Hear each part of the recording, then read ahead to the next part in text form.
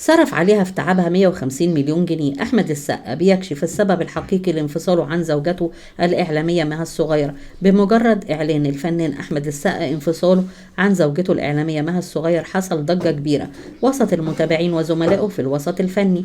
كانوا مندهشين من انفصالهم بعد 26 سنة جواز، في الوقت اللي حاول الصحفيين يعرفوا سبب الانفصال الحقيقي، وكان فيه اجتهادات وكلام كتير.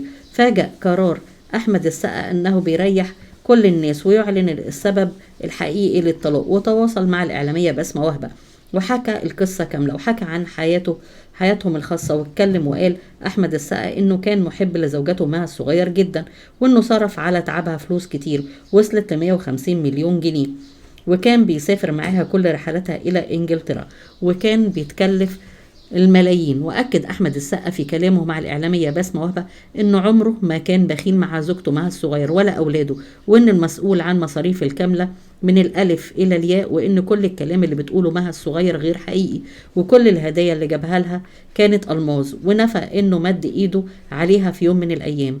وقال إنه كان محب ليها وبيحترمها ومفيش مرة زعلها منه، بالعكس هي اللي اتغيرت عليه بشكل مفاجئ وهو اتصدم وما كانش مستوعب.